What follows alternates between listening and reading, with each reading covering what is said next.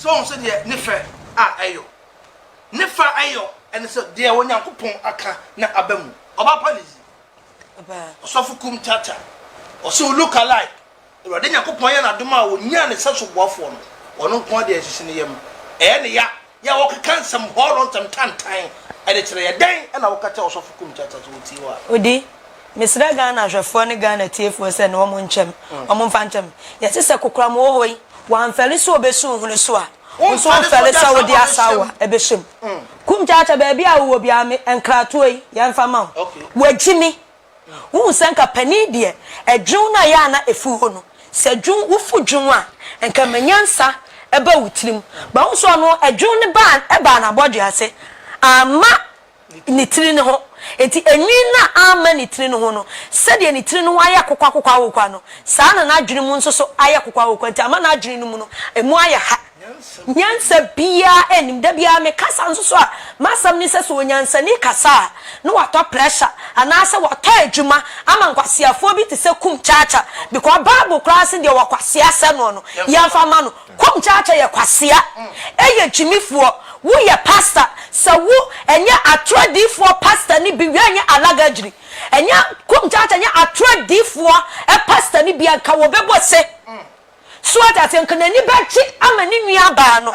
ese nyame aya na dom na waya nhwaso dia ede ama youth waya nhwaso dia odi mini wo kasai minim wo bia wo wone ka wo woni fie wone ne yire awoma mienu wo kwaya ne ho ade no wo twen apesika ya ne kakra mi wine no enka wo betimi aye bibi anka oba na busuafo beto wo muanim sha so dia ma mi sha big example mi se da bia me kasa ma eye wo bia awieye mre mu no nyame ayi na maye because adia ma mi ni beye bia ya dia e shedi pan kran adia wo beye bia ya dia e kani pan samo wo mu adia wo beye bia ya dia kire se e bua ni pa bebre wo bia kwan amasikafo wo bia kwan amahiafo wo bia kwan ama wo che wo musu ye wo abrante bi wo wanya no hokani ba wo akwa no de wo suro wo dwene se e wo se wo kwanya tenkyene na me bisa se aso chinkyene na ye be ya de kakra ene na hia na se Sofo Kumchacha sabi enka ma anase me papa ana me wura ye wura papa bi ye wura awie ye bram nyame ayi no ama yen esa angel se angel wona busuamu a enga Kumchacha nko ompe angel ti kwati se Kumchacha nanim angel enawuro mu ati se ne dress ya wode ba abonten Sofo Kumchacha watiti wakanto kwa tan ya kwadana juru wona bra abonten me ma just 2 days 2 days wa ma abonten se ensam na wo be kan ya no efa senior any angel wona wo say yes efie wura wantu a kramo betu mi draw challenge the amount Kumchacha enya mami mia bia wonsam so enya mami wo me ba wo ho e bia na si ye Kumchacha wa wale ati awade ase wo na wo sia you call yourself as a pastor wa wale so bo jaman wo bo jaman yenya legend Kumchacha so woni won fa na yire chi da me mani 2 days on na abonten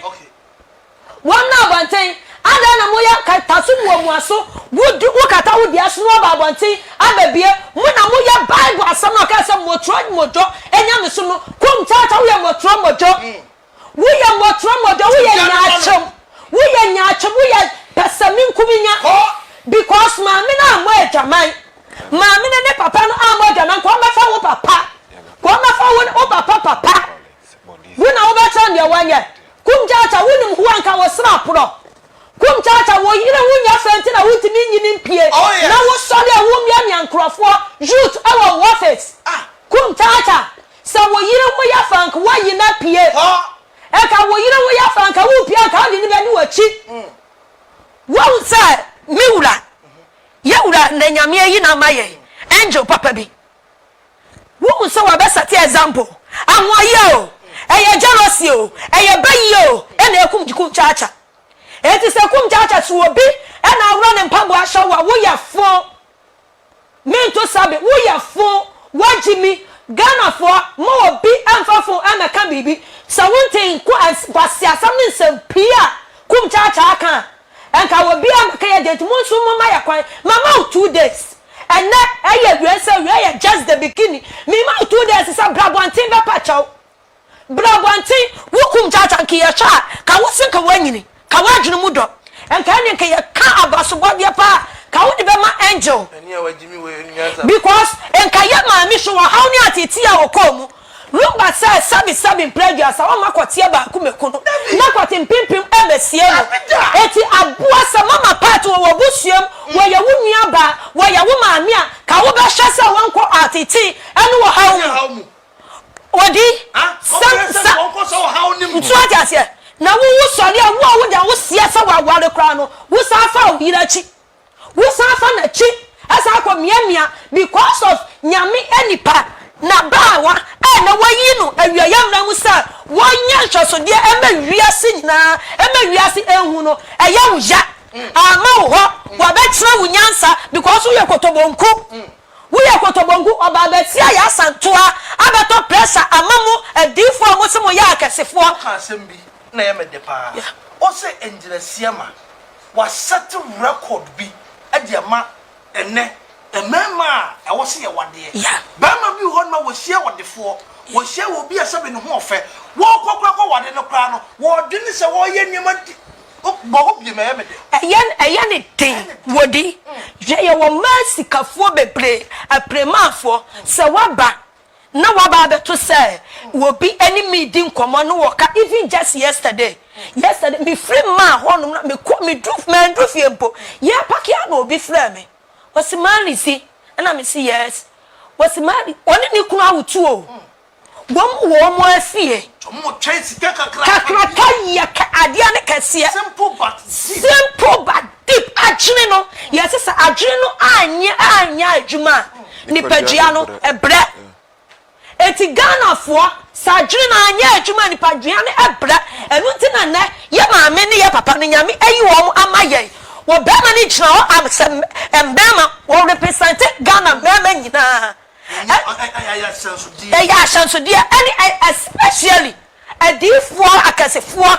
asofo osofo biti asore dem wo bodwama ni nsore ma no ne efa adasi woni fa adasi na wanyim wo wi awasama usika se koyigu wodi ese ya makwanya mi si mitumre na ma kiresie minim asofo akuku dam a wo wanyim wo wajire to wo yire ho no mo safo mo yire chi emesika ya yesa blackmail wo mo ba angel anyesa o angel anyesa wanya kukudro hwe emma bia ya no mo abobra no ho ya na nya yizi se be ma betimi agina nanim approach no we a problem ya wa pass especially so woda bi mu wo da ka bi mu na wo fi especially sa mama se nyanya me a ya den ese wo bi ebetimi agina nanim approach no ayeden se obi betumi agina nanim na wa approach no na onim me pesa before me Collins akasa no me was special enum ya me pesa me dan editia Ghana for enum wei enum a na esa dakam wodonom ya Reverend Prophet Angel Esiama what they abeto mo no so I say I love you yentie enum no na yamla sisi a enum na no dey